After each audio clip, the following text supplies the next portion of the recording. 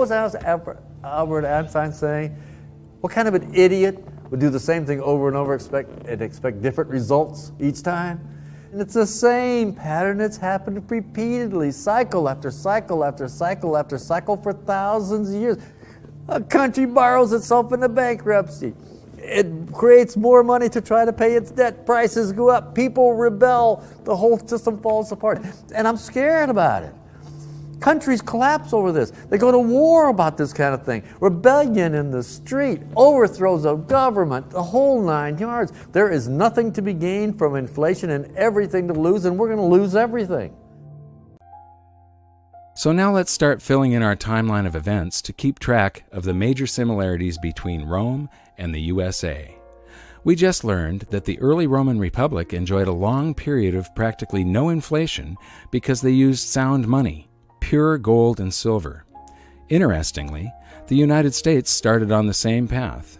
From the late 1700s to the early 1900s, prices were very stable thanks to laws that mandated the use of gold and silver as money, and our people were not robbed by inflation. But in both instances, it was the ongoing debasement of the money for war spending and public works that led to economic chaos. Tell us the parallels between Rome and what's happening in the United States today. Well, they're obviously two very different societies, but there are some broad parallels. Rome was a republic. They made sure they had 2 people each year who were the rulers, the consuls. They always changed because the Romans were worried. They'd had a monarchy before, very unpopular. They overthrew it, so they didn't want anyone getting too many powers. What did in Rome, no surprise, excessive taxation and debasing the money. When you look at the coinage, it started out being an exact measure of copper for the sestertii and silver for the denarii, and by the time it was all over, worth absolutely nothing with perhaps a wash of silver to make it look like the original thing, which is exactly what we're doing now. So these patterns repeat themselves. They always repeat themselves. The Romans were the first culture to understand that a currency maintains its value because of its rarity. Julius Paulus once said, "This device, being officially promulgated, circulates and maintains its purchasing power not so much from its substance as from its quantity." Even still, the Romans never stopped churning out more currency, just like the USA today and the ancient Greeks before them. But in their race to debase, the Romans came up with some new twists of their own. The first of these twists was coin clipping. Whenever a Roman would enter a government building, they'd simply clip the edge off of their gold or silver coin. They would save up all of those clippings, melt them down, and mint more coins, expanding the currency supply. And when that wasn't enough, they developed the art of revaluation, where you just take a coin and you stamp a new value on it. You got 1? 100! That simple.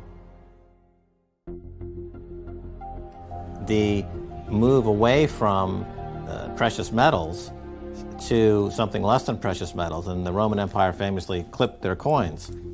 This was a debasement of the currency. There wasn't a paper currency, but it was a debasement of the currency. In the US, there's a very interesting phenomenon going on where they're not clipping coins, but when you go to the supermarket, you find that the portions of the items at the supermarket on sale are shrinking. You know, the servings on various other consumer products are getting smaller and smaller, but this price is the same.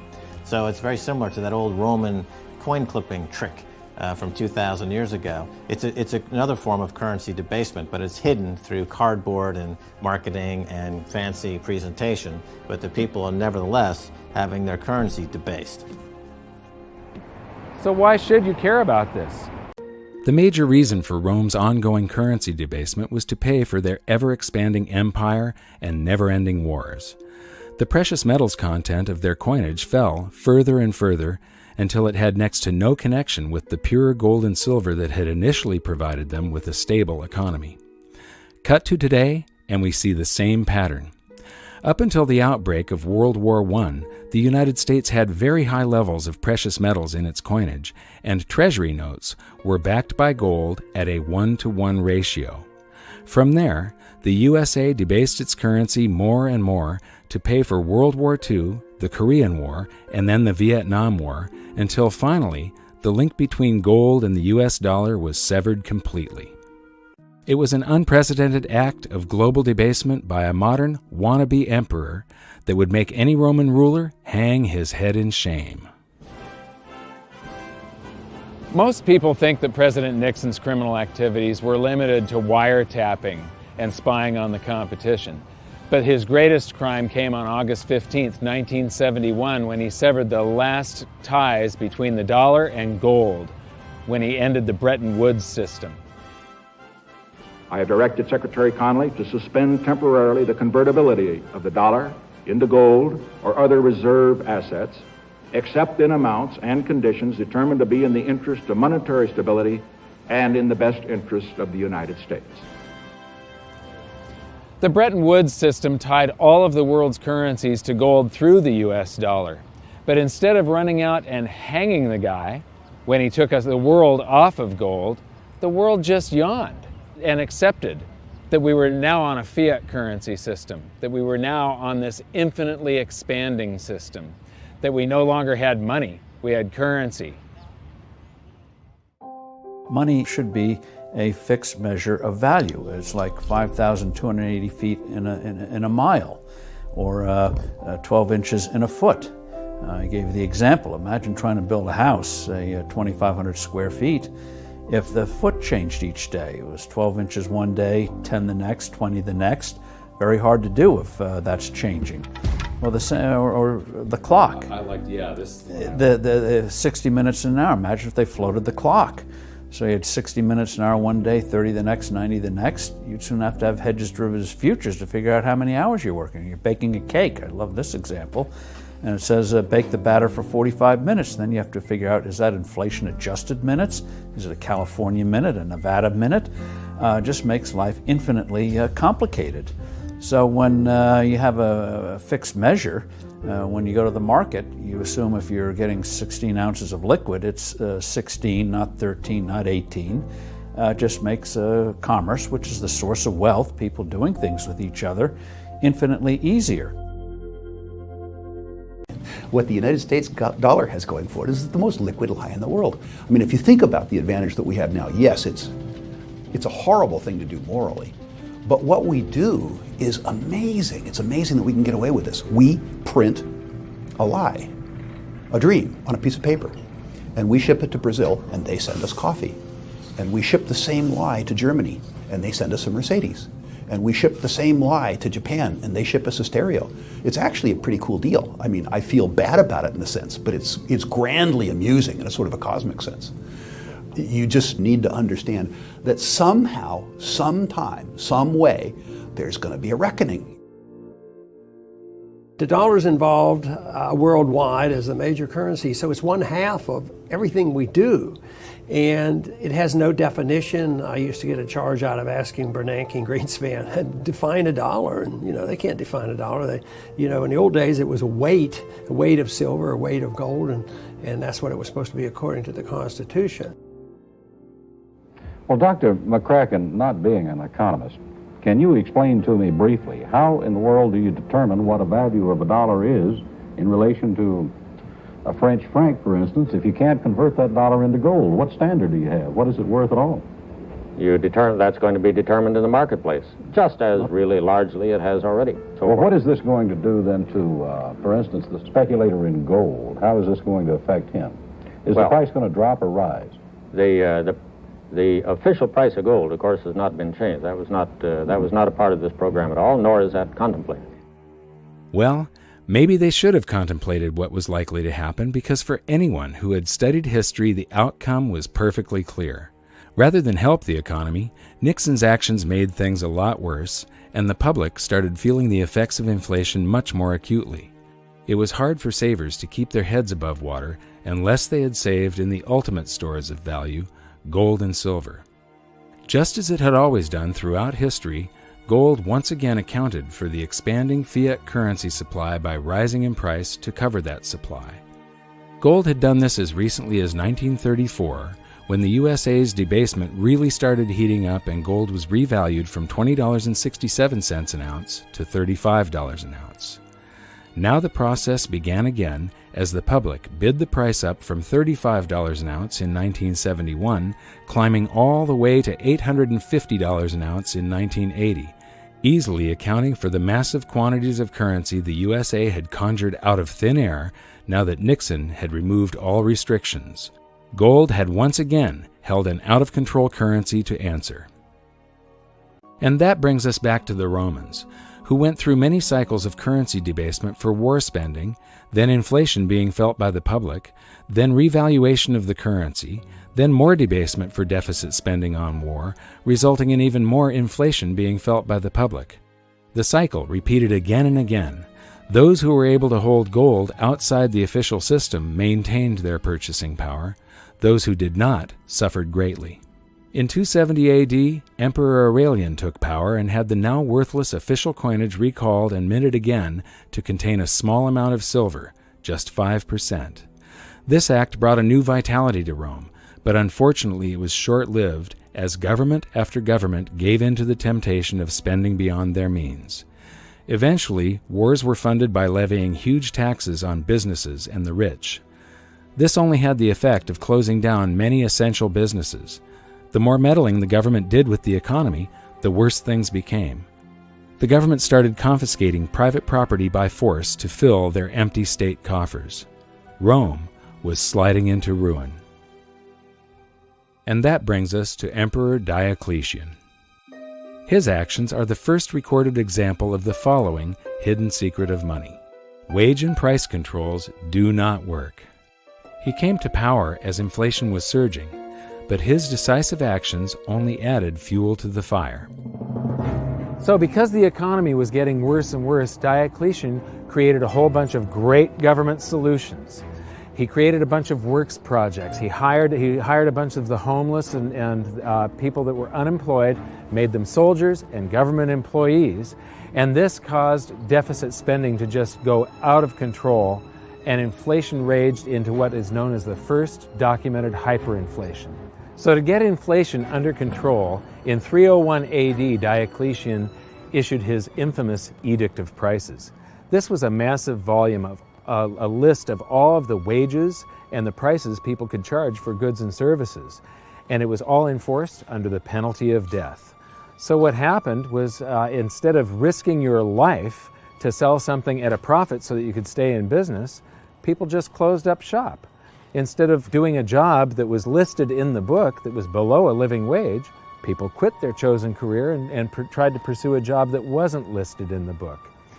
The result of this was that Diocletian came out with a law that said every son had to go into his father's business under the penalty of death.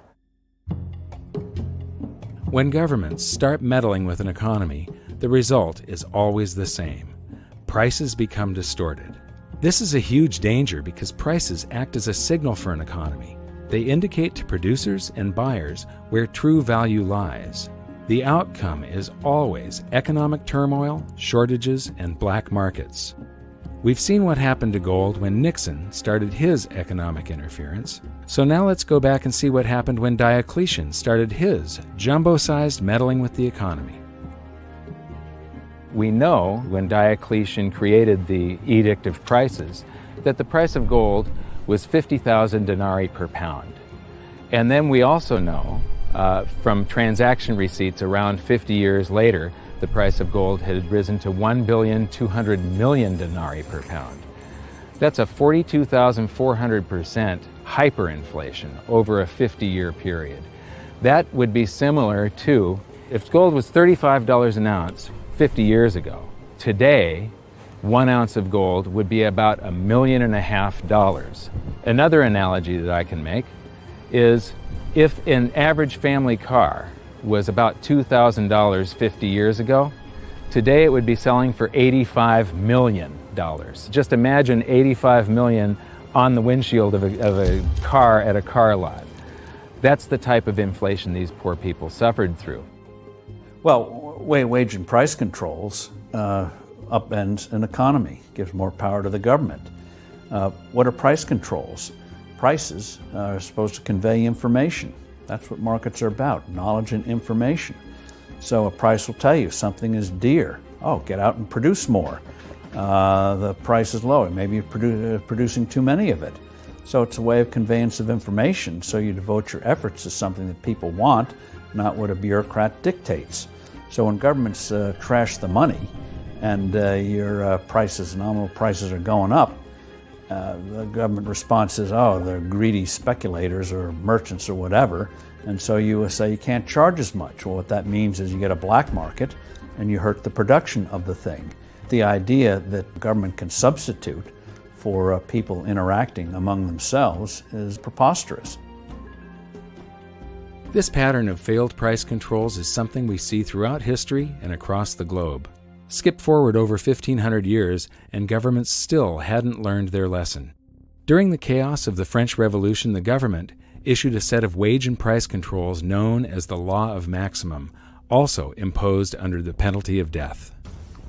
It's worth noting that when wage and price controls are implemented, government always tries to deflect attention away from the problems that it has created itself by shifting the focus to businesses who are labeled as greedy hoarders or price gougers. In reality, most are just average people trying to keep their business afloat, doing their best to deal with the unstable supply and demand curve created by government meddling. And France was no exception to this blame game. During the Law of Maximum, many innocent people were executed, food shortages developed, and black markets ruled until finally, 15 months later, the act was repealed because it didn't work. And all the stored-up energy of government manipulation was unleashed at once, leading to a further period of chaos and inflation for France. I agree with Steve Forbes. The idea of wage and price controls is absolutely preposterous. Now we'll skip forward another 200 years and government was at it again. Many people don't realize that Nixon's speech from 1971 also included the announcement of a 90-day wage and price freeze. The United States was suffering from big inflation thanks to deficit spending for the Vietnam War. Silver had been taken out of circulation in 1965, reducing our coinage to worthless flecks of base metal, and the paper currency supply had been expanded greatly. Did that sound familiar? Just like Diocletian, Nixon's team of economic boffins thought they could curb inflation by fixing wages and prices. The time has come for decisive action. Action that will break the vicious circle of spiraling prices and costs. I am today ordering a freeze on all prices and wages throughout the United States for a period of 90 days. Working together, we will break the back of inflation. You'd think that these people would learn from history, but they don't. To get an idea of how out of touch the men with their hands on the economic levers were, listen to what Nixon's advisor had to say about the duration of the controls. Would it be your anticipation that it would take more than 90 days to break the back of inflation, as the President put it tonight, that there would have to be a further extension of an actual wage price freeze? I would not, no, I wouldn't. I don't think one can say that it will necessarily take longer. We're sailing to some extent in an uncharted sea here. But this, I think, is a reasonable estimate of the time that's going to be required.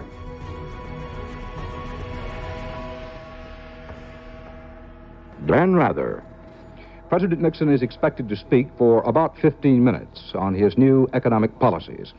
The president's address tonight comes against a background of the following facts, among others: record high gold prices and rapidly increasing cost of living figures for most Americans. The wholesale price index rose by 2.1% during the month of May. The index of industrial commodities in the last 3 months has risen at an annual rate of 15.9%, the worst since the Korean War 20 years ago. All of that part of the general background of the president's remarks tonight. Every American family is confronted with a real and pressing problem of higher prices. And I have decided that the time has come to take strong and effective action to deal with that problem. Effective immediately, therefore, I am ordering a freeze on prices. This freeze will hold prices at levels no higher than those charged during the first 8 days of June. It will cover all prices paid by consumers. What was Albert Einstein saying? What kind of an idiot would do the same thing over and over and expect different results each time? And it's the same pattern that's happened repeatedly, cycle after cycle after cycle after cycle for thousands of years. A country borrows itself into bankruptcy. It creates more money to try to pay its debt. Prices go up. People rebel. The whole system falls apart. And I'm scared about it. Countries collapse over this. They go to war about this kind of thing. Rebellion in the street, overthrows of government, the whole 9 yards. There is nothing to be gained from inflation and everything to lose, and we're going to lose everything. People don't seem to realize that government intervention always makes things worse.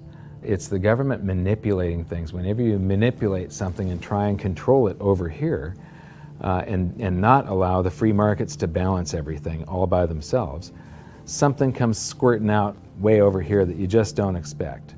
For instance, the dot-com bubble popped in 2000. Alan Greenspan lowered interest rates to try and get the stock markets back up again, and he accidentally created a real estate bubble that's now devastating the world.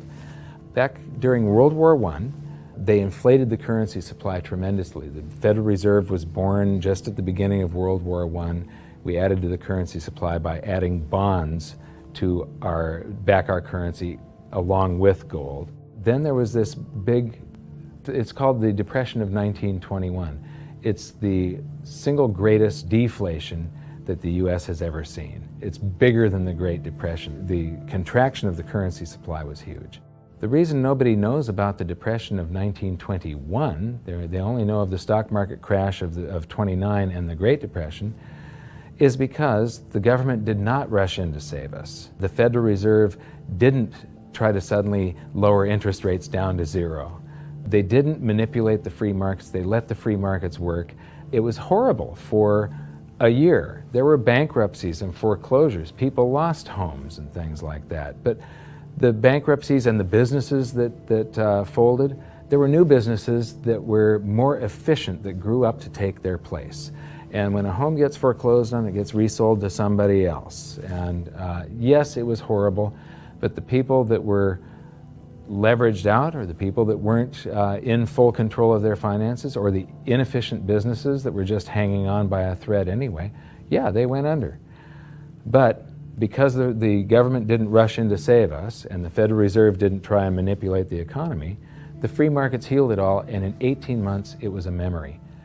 In fact, 10 years later, nobody could even remember the memory. It was gone. Mark Twain is often quoted as saying, "History doesn't repeat, but it sure does rhyme." And as you've seen from this episode, that sure rings true. The wage and price controls, we will probably end up trying this in the United States sometime in the future. And, you know, they tried it during Diocletian. It didn't work. It destroys the economy, and eventually they have to repeal the act. They tried it during the French Revolution. It didn't work. It ruins the economy, and they have to repeal it. Nixon tried it. It didn't work. It ruined the economy, and they had to repeal it. It's not going to work the next time they try it. This stuff just keeps on happening over and over and over again, and part of it is caused by the 4-year election cycle. All of the politicians are worried about what's going to happen on their watch, and they push all the problems forward to the next administration. They really don't care what's going to happen out in the future. They care what's happening, you know, how they're remembered. So I'm expecting this to happen in the United States sometime. Right now I'm expecting a deflation, but when we get to big inflation or hyperinflation, you can pretty much count on the fact that they're going to make the same stupid mistakes, because politicians do not read monetary history.